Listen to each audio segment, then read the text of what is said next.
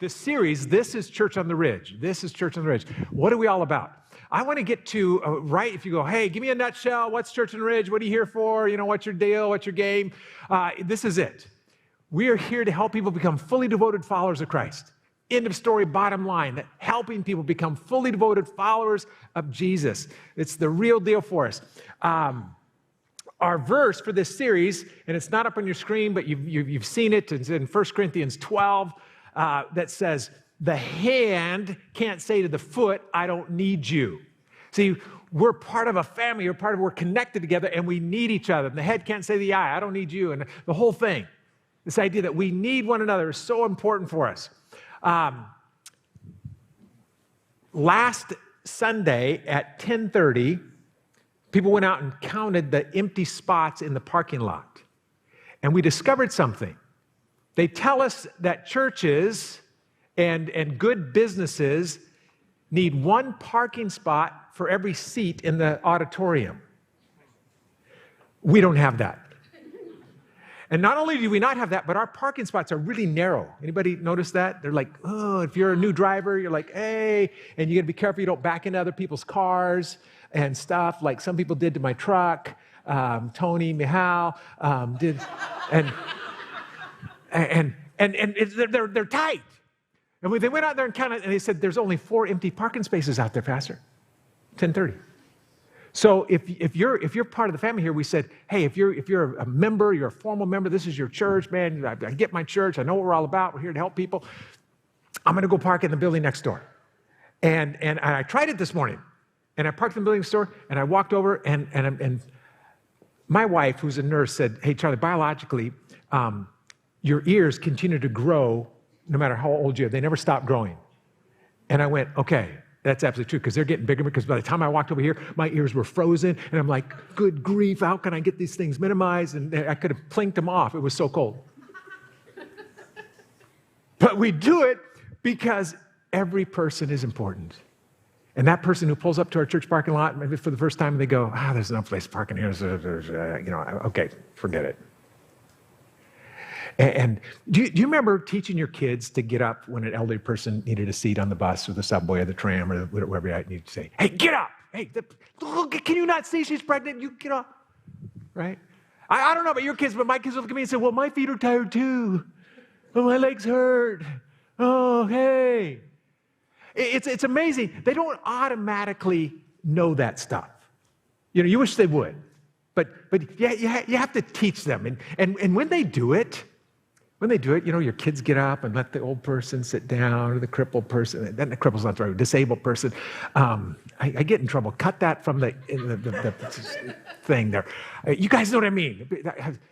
And they get up, and people all over the tram. Oh, what a nice young man! What a sweet young lady! Oh, they've got such great care, and you're just like beaming. Oh, that's my kids. It's great. You have to help them. You have to help them. They don't. My kids do not just get that automatically. Becoming a fully devoted follower of Christ is a sign of maturing. When your children will get up and give their seat and sacrifice for somebody else, that is a sign of them maturing. That is a sign of them growing. When somebody starts out in this journey with God, that they don't just get it. It's a process of maturity. And we as a church are helping you become a fully devoted follower of Christ. Go, what's the end game? That's it. So we're teaching that and modeling it and helping you. It's our mission. What is a fully devoted follower of Christ? Well, where do we get the characteristics of a fully devoted follower of Christ? Well, it's in the name. We follow Christ. We look at what he did. In his most famous sermon, the Sermon on the Mountainside. And if this fall, we're going to take a team to Israel. It's one of my favorite things I get to do as a pastor is take people to the Holy Land and walk with Jesus. We're going to take you to the mountainside where he preached this sermon. It's profound. Overlooking the Sea of Galilee really is incredible. And you think about people who get it, who man, they're on fire for God. You know anybody who's just on fire for God? Right? They're walking, oh man, God's so good in my life. He's so awesome. God's great. And they're got to carry in their Bible wherever they go. And you're looking at them like, man, you know the definition of a fanatic? Somebody who loves Jesus more than you. Right? Oh, that person's a fanatic. Man, but somebody who said, I'm in. I want to follow Jesus with all my heart. I want to display his characteristics. I want to know him. And they love and they serve and they get up, they get out of their seat and they park next door and they do things for the love of another person. In his message that he gave, he says, a wise man, Matthew 7, can we throw that up there? Here it is right here. Anyone who listens to my teaching and follows it is wise, like a person who builds his house on solid rock. Though the rain comes in torrents and floodwaters rise and the winds beat against that house, it won't collapse because it's built on bedrock. Cool. Here's the first kind. He's contrasting two kinds of people. Somebody who is mature follower in their faith and one who is growing, is learning, is newer in this thing. He says, but anyone who hears my teaching and ignores it is foolish, like a person who builds a house on sand. When the rains and the floods come and the winds beat against that house, it will collapse with a mighty crash. Two people. Wise, their characteristic is somebody who will listen to his teaching and follow. The foolish hears and ignores. The key there is following. Notice Jesus doesn't say, you got to be really intelligent to follow me. You got to have a super high IQ. You got to be in the Mensa Club. You're really going to do this thing right. You're going to be all in for Jesus, a fully devoted follower. You got no, people with low IQ like me. People like me with ADHD, they're always all over the map, right? And he's not saying you have to be a genius. He's saying, no one, you're wise if you follow. And people who are not high on the intelligence quotient, who have more wisdom than those who belong to 200 IQ club. Look at another aspect. This one's really important. The wise don't pick and choose which teachings they follow. It doesn't say, hey, you get to choose which one. If you're wise, you'll kind of put it in context and see how it fits in the culture and see what other people say about it and see what your mood is at the time or what your circumstances are that would give you some extenuating ideas to maybe not have to follow it. He puts no qualifying saying which teachings. He says, the one who follows my teachings encompasses them all. So some followers of Christ are wise and some are foolish. People like me who are foolish will make excuses and say, yeah, I got a lot of reasons why I don't have to follow that one. And, at least right now, in this particular time of my life, it's not a good time for me to do that one. My feelings, there's some social norms that we just don't do it like that. I know maybe your church does, but our church, we pick this one, we don't do this one. Circumstances. When I look at a life and I see the blessing of God, the favor of God, this thing where God's just like, wow, that's really cool in their life. And I look at my life and my home is falling apart and things are just, why is it so hard to hold everything together? The marriage, the family coming down around me, the kids. And I feel like sometimes I'm like the guy who's just trying to hold up this beam and then, no, I got to get this beam. You ever see those zombie shows? Right? The zombie's coming through the window here, and so you put up the board. Oh, and he's coming over here, and so you put up the board, and he's coming over here, and then finally he crawls underneath the door, comes to the, whoa! Pretty soon, that guy's gone. Pretty soon the houses you can try, you're like the little boy with the fingers in the dike, right? Holding there, yeah, you know the story. Eventually it crashes down. You see it with people with all kinds of resources. Loads of money. Tons of fame and opportunity. And then right there on People magazine. Oh, they hate each other. Look, and they're back and they're fighting. Wow. Man, everything. And still couldn't hold the house together. One more aspect of wise and foolish. It's not just the wise are free from storms. Both of these groups, notice both of these groups had storms. Storms are no respecter of persons. You follow Jesus with all your heart, the storms are going to hit, the floods are going to rise. You're going to be hit just like everybody else. Hey, some people think, man, I'm fully devoted follower of Christ, I'm going to be like that. You ever watch Fantastic Four? They have Shield Girl, whatever, She puts this bubble around, she's trying to hold it together, and all the bullets are coming, but she's shielded up. Somebody think of fully devoted Christ, is Shield Girl. Wow. No, the bullets come. We get sick. People pass away. Stock market crashes. Lose our jobs. It's all there. But the difference is they walk through it. The family's together. There's a grace that carries them and covers them. And you go, oh, I want that. Guy with all the money. Guy walking through it. Storms are no respecter. Those who are foolish get hit and they come apart. Building crashes down. Let's go through some of the teachings that we like to pick and choose. Okay, this is me, that I like to pick and choose, all right? Maybe you're not there. I hear these ones and I like to ignore them. Same message Jesus is given there on the mountainside. He says, you've heard the law say, love your neighbor, hate your enemy. I'm in. People that like me, I like them. But those people, nope, come out. Okay. Crud, he keeps going. But I say, love your enemies.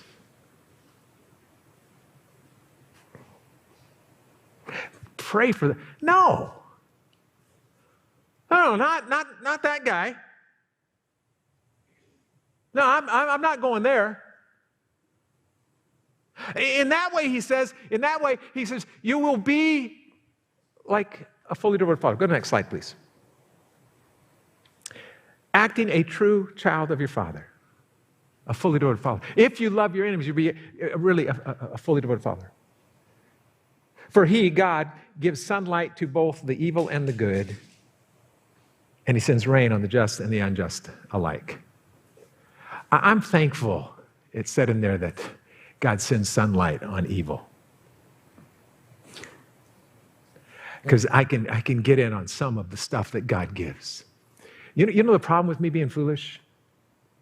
When I get the blessing, the favor, when things are going well, I get the promotion, I close that deal, man, it works. She says yes, oh, look what I did. Man, you should have seen the way I talked them into that thing. Oh, man, I put that program together. It came out so well. Oh, man, boy, they were glad to have me in that team because I did it. You know what else the foolish do? You know what I do? When the storm hits and the building starts to shake a little bit, God, what are you doing? When it's good, it's all me. When it's bad, I'm blaming him. See, that's foolish. Both the good and the evil get hit by the storms. One responds differently. And he says, love your enemy. No. You don't know what she did to me. She left me with all the kids. She ran off with my best friend. I'm out. Oh, Pastor, you don't understand. He committed to me, and now he's gone, and I'm left. He ruined the business. Stole all the money out of the business, and hey, not him. No way. No way. That ain't going to happen.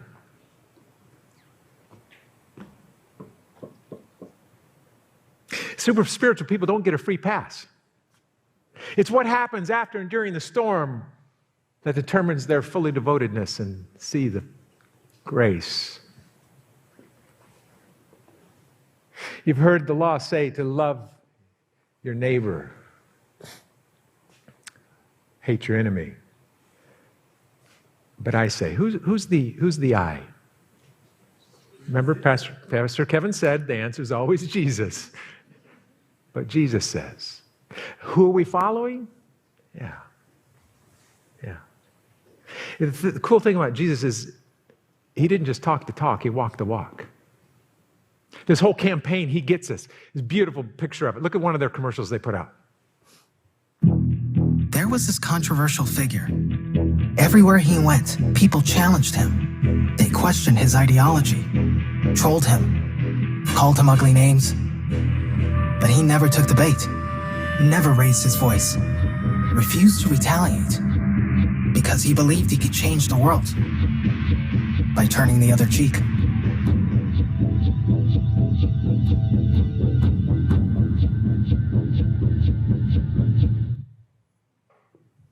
You've been there. The same storms fell on him, and he didn't hate his enemy. He gets us. He loved us. I'm so thankful we got that email that said, hey, we believe in your church. We see what you're doing here in the community. We'd love for you to partner with us. And man, it was like both hands went up. Pastor K was like, oh, Charlie, we've got to do this. I said, man, we're in. Here's another one. First one, loving your enemies, may be a little out there. This one is a little softer. You heard that our ancestors were told you must not murder. I can do this one. If you commit murder, you're subject to judgment. You know, everyone says, yeah, you know, of course. I'm actually really good teaching my kids this one. I have modeled it my whole life. I'm a beautiful role model. My kids look at me and say, oh man, my dad, man, he not only taught us never to murder, he actually has never done it. You know, it's just, he's been phenomenal to follow. You know, it's great. I don't know what they teach in schools, but in my house, we teach our kids not to murder. Let's be serious. But I say to you, next slide.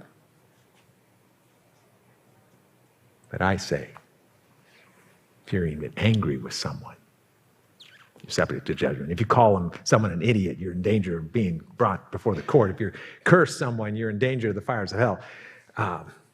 Now, if you ask my kids, hey, tell me about your dad when he's on 405 trying to get on 90, and this guy just get right in there.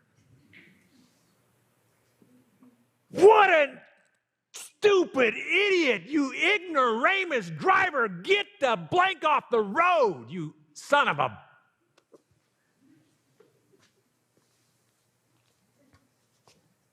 Wise and foolish. Wise deal with poor drivers, and so do people like me. And we pick and choose our teaching. I'm not going to murder. I'm there. But when my kids burst out in anger toward their sibling, and they hold bitterness in their heart to the one who did them wrong in their school, and they start cussing out, and my home begins to crash, collapse. Here's another one. You guys okay? All right? Yep. Okay. You've heard the commandment that says, you must not commit adultery. But I say, anyone who even looks at a woman with lust has already committed adultery with her in his heart. You know, this one seems a bit unfair, because there are girls everywhere. I mean, let's be serious. They're everywhere. I mean, the temptation is like everywhere. Come on. Let me ask you. You're in Target, and here she comes. And she's wearing her Target pants. Some people call them yoga pants, but they're really not. They never do yoga in them. They're just for going to Target in. And they're fitting good, and you know, don't get a mental picture, but it's just working. And you're there with your spouse, right? And you start Googling. And not on the internet. You're oogling. Oogling, is that a word? It is, right? You're oogling. Oh, huh? Ogling? Oh, I like oogling better, but if it's ogling, fine. Somebody online, look it up and text it in. You're doing that thing. Now, let me ask you. Is it different in your car than it would be in mine? Because I thought it was cold outside. And I'm in that car, and all of a sudden it's cold. And all of a sudden the beams start to collapse because Sandy's going, really? Really? I get it. She walked through there. But did you really have to ogle?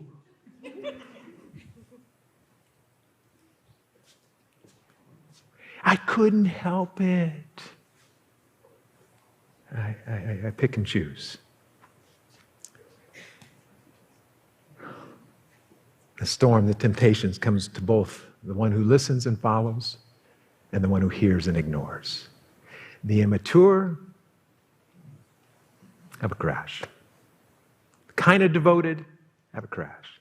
The almost devoted, things start slipping. Our job as members of Church on the Ridge, those of you who are formal members, you said, this is my church family. This is the place where I belong. This is where God wants me to be.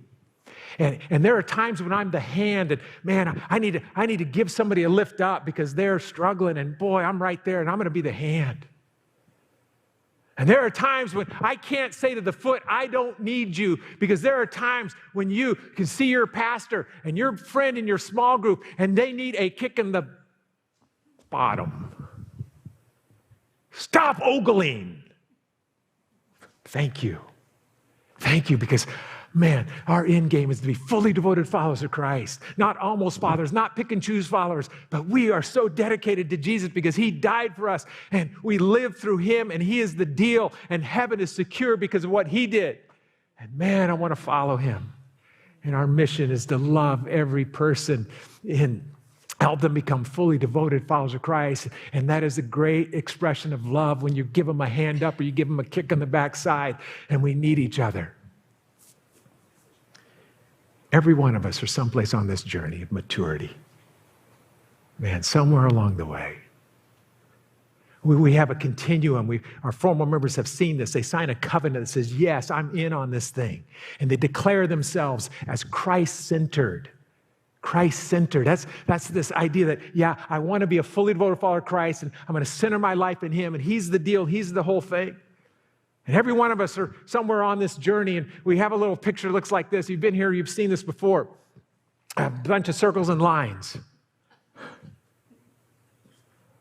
We all start the same place. You know, if we're going to go to California, we're all going to get to LA, but some may take 101, some may take one, some may take, no, we're going straight through I-5, none of this scenery stuff. We're not stopping until we get there. Hold it. No, here's a bottle. You know, we're going. But we're all going to get there. Everybody's got to get somewhere that way.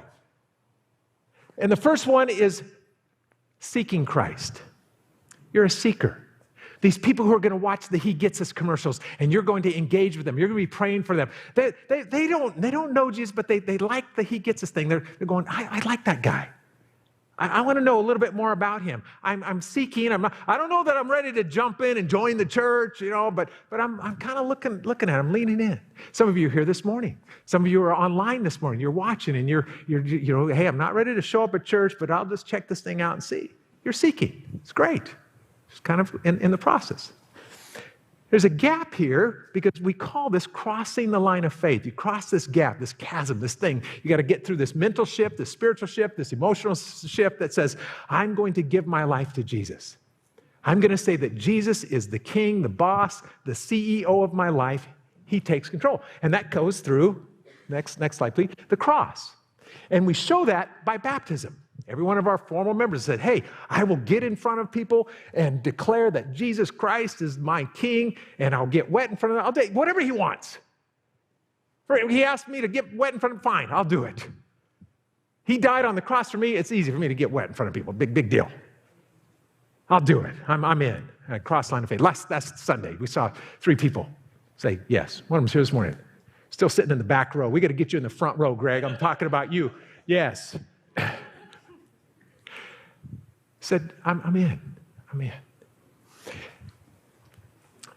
Once we cross the line of faith, now we're growing in Christ. We may get a Bible for the first time. We're starting maybe to do the first 14 minutes of our day, saying, hey, I don't know a lot in this book, but I'm going to spend a little time with God every day.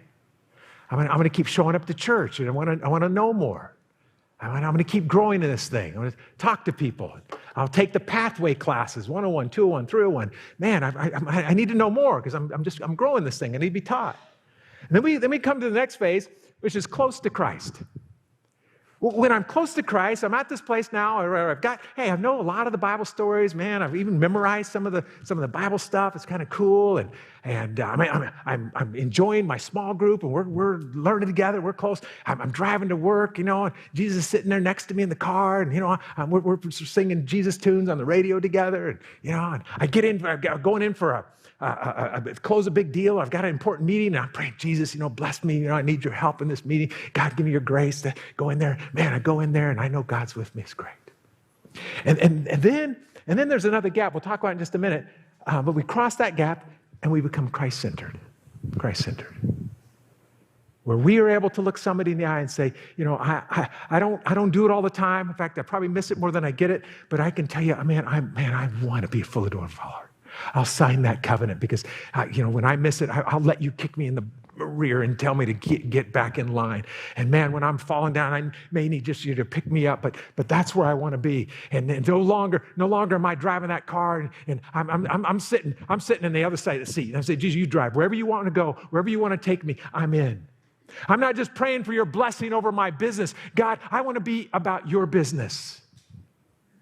And people might look at you and say, man, you're a fanatic. You say, you know what? He's worth it all. He's the center of my life. He's the deal. There's nothing else that matters. But him, I'm Christ. He's the center. Now we have this gap here that we got to cross. There's another gap there that we have to cross. And some people believe that gap may even be harder than the first gap.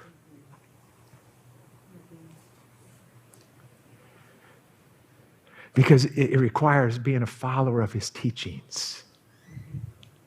All his teachings. And usually the last thing for us to give up are these two things. Go ahead, there it is. Our time and our money. John Ryle, sitting right over here, he's doing some leadership coaching for us. And he says, he told me last week or 2 weeks ago, he said, Charlie, you know what? You can't fake the tithe. You can act all spiritual, but you can't fake the tithe. See, if you want me to know how far along you are, all I have to do is look at your checkbook and your calendar. Where are you spending your money, and where are you spending your time? And if Jesus is not a part of that, man, if Christ is not a part of that, okay, I get it. We're here, and we're making decisions about it. We come to the place where we say, Jesus, I want to be wise. His house is going to be solid. Matthew 6, in that same message that he gave on the side of that mountain, he says, no one can serve two masters. Either he will hate the one and love the other, or he'll be devoted to the one and despise the other. You cannot serve both God and money. And over here, can we go back to last slide? Over here, man, you know what? I want God's blessing in my home, and I want him blessing in my work and the stuff, but don't ask for, this is my money. It's mine. And I really don't have time to serve and to make an impact. And it's because I only have so much time. And I'm busy and I've got so much stuff going on and there's so much. I have never met somebody. Now, I don't know that they're not out there, but I personally have never met somebody who gives to God what belongs to him and struggles financially. I have met hundreds. Pastor, I'm in need. Pastor, I need some help. Pastor, this is going wrong. Pastor, my house is collapsing. Pastor, things are falling apart like crazy. And I look at them and said, are you tithing? Well, no, it's just too hard. There's too many things. And just like me, I make these excuses about, well, I just can't and all the stuff. And I'm going, the problem is you're serving two masters. You can't do it. It's hard. This person has settled in their heart, God, if you ask for it, it's yours. And it's not any easier for the wise person than the foolish person, but the wise person says, I get it. And their house stands. There's a preacher in the Bible who's speaking for God, and God says this, begin by being honest. Do honest people rob God? But you rob me day after day. One of the things I teach my kids is don't steal. Don't steal. How have I robbed you, God? The tithe and the offering, that's how. And your house is collapsing. Your house is falling apart. It's under a curse. The whole thing. All because of this? Yeah. But he says, because you're robbing me, bring your full tithe to the temple treasury. Tithe is an interesting word. It's never used anyplace else but church. And there are certain words in the Bible, and if you hang around us a little while, you'll start seeing this. There's certain words in the Bible that were never translated. They were transliterated. So they took either the Latin, the Greek, or the Hebrew, and they simply put English sound to the same thing. Baptism is one of those words. Baptism is, if it was translated into English, it would mean to immerse, just immerse. But instead we use baptism. Tithe is another one. Tithe simply means 10%. But we make it spiritual by saying tithe. But it says, bring your full 10% to the temple, to your church, treasury, so there will be ample provisions in my house, in my temple. And then he says, check this out. Test me in this, and see if I don't make sure your house stands firm. I don't open heavens, pour out wildest dreams. God, I want my kids to know you. God, I want my marriage to work. You know what my wildest dreams are? I want my family to be together. It's my wildest dreams. I don't care about a trip to Florence, whatever. Who cares if we're divorced? Who cares if it's just in shambles when I get home? God says, it's robbery. I've never taught my kids how to steal. I'm not going to role model that to my kids. I like murder. It's one of those other things. I'm just not going to, no. The Bible says this, a tithe of everything from the land, whether from Amazon or Google or Microsoft, a tenth of everything belongs to the Lord. It's His. It's His. It's holy to Him. You're taking that which is sacred and saying, no, this is mine. Solomon said it like the smartest man who ever lived. Honor the Lord with your wealth, with the first fruits of all your crops. Then your house will stand firm. Your barns will be filled, overflowing, the vats to the brim, over with new wine. Why? Does God need your money? I mean, let's be serious. Absolutely not. He even says, look, I don't need your money. Let me tell you why I asked you to give 10%.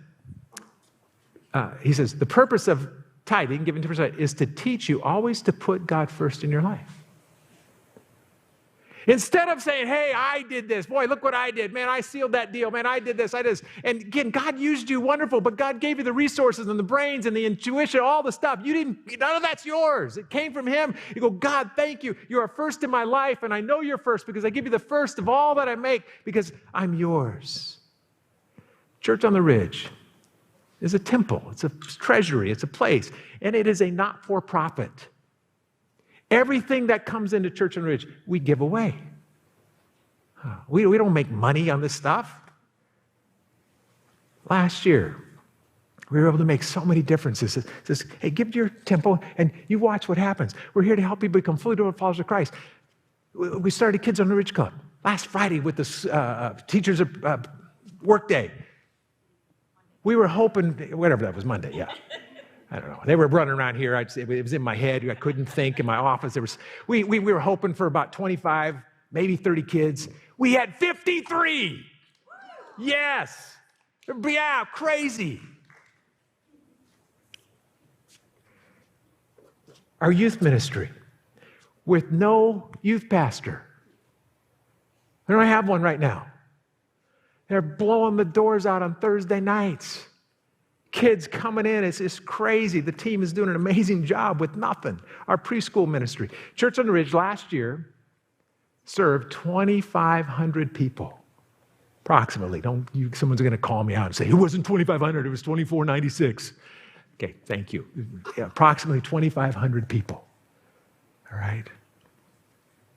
If you count 4th of July and Halloween, it's well over 5,000. But just in our normal ministries, not the 4th of July, 2,500. Why? There's this little 13-year-old girl down at Chief Canaan Or maybe she's at SES. Or maybe the other one. And she's being bullied. And she's being told that she's not enough on how she is, and she needs to be different if she's going to be loved and liked and accepted into the group. And she's struggling, and she doesn't have any friends because they're ostracizing her because she's not sure she wants to be that. And this one other little girl says, hey, come with me on Thursday night to youth group. And she shows up, and she feels the love of God, and she sees a house that's firm, and she sees something different than the chaos that she's been living in because everything's crashing down. And all of a sudden she feels, I don't have to change. I don't have to listen to the bullies in my school. I'm secure because I know that the God of the universe loves me. And there's a little girl a few weeks after her 20th birthday, and if you've ever been around, you know what this is. And little Haley is no longer part of this world, and her mom, in the cover of the funeral brochure, if I knew Wednesday's call would come, I would have held you closer. Encircling my arms around you and not letting you go, I could have lingered longer, intent and present on your every word. I should have captured every moment with you in heart, memorizing every detail of you. If I knew that my earthly days would outnumber yours, I would have held you closer, encircling my arms around you, not letting you go. I could have listened longer, intent, present on your every word. I should have captured every moment with you in my heart, memorizing every detail of you. I will hold you in my heart and mind until you run into my arms. A lifetime for me, but a blink of an eye for you. Faith and love will carry through.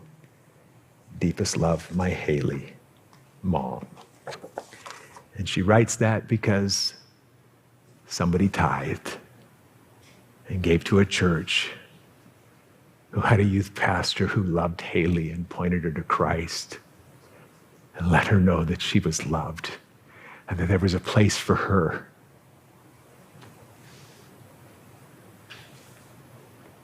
There's a family in this room right now,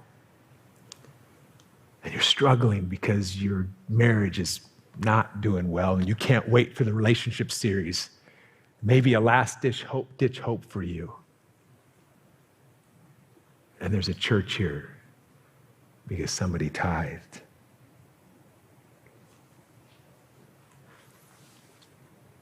Let me show you. 360 people. 360 people gave last year their tithes and offerings to Church on the Ridge. Served 2,500, 360 gave. Of those 360, this was amazing to me. Go to the next slide, please. 191 gave at least $100 a month. So $1,200 for the year. I'm not great at math, but if I do the math with the tithe, the 10%, that means they're making $12,000 a year. If you make $120,000 a year, what would the number be? Can't do math. I know, but I think you just add a zero, Ethan. Right. Last year, Church on the Ridge gave away approximately $1.9 million. People like the ones I talked about, 1.8 million went away, gave it away.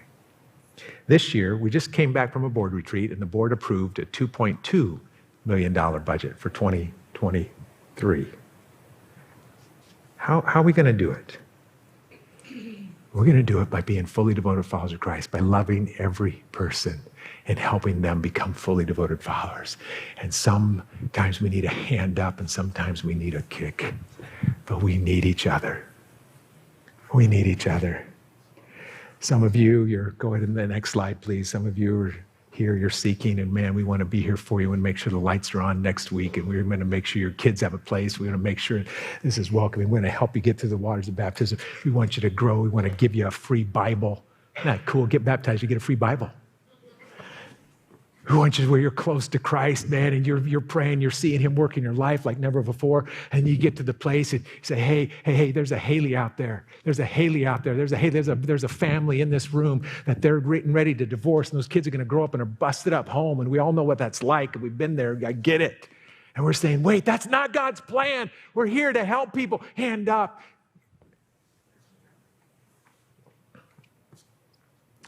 But we don't get to pick and choose his teachings. A wise man, a wise woman. Why do we tithe? To show that we're always putting Jesus first. In that same message he gave on that mountainside, he says, but seek first God. Seek first him. And guess what? Your house will stand. Your home will stand. Some of you, I know what you're thinking.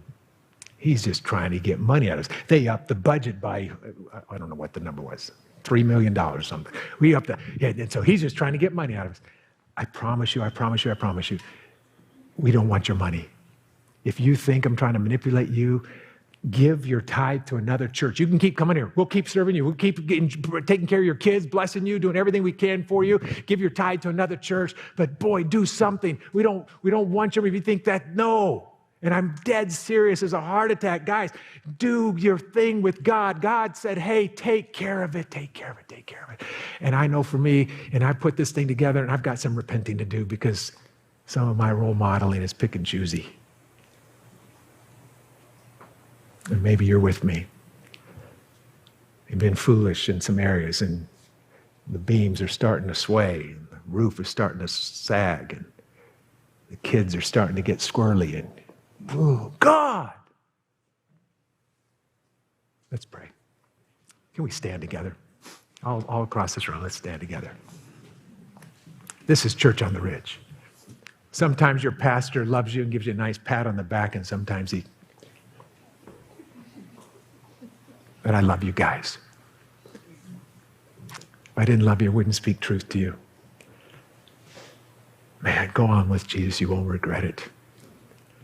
And if you're like me, you need to repent and pray with me. Jesus, I'm sorry. I'm sorry for being picky and choosy. God, when it's convenient, I follow you. When it's not, I tend to make excuses. But God, I signed a covenant, man. I went through baptism. I made a decision that you are the center of my life. And I want to come back to that place today. I love my enemy. Don't be angry. God, everything that you taught me to do, I want to do. I don't want to rob you anymore. I'm yours. I love you. Amen.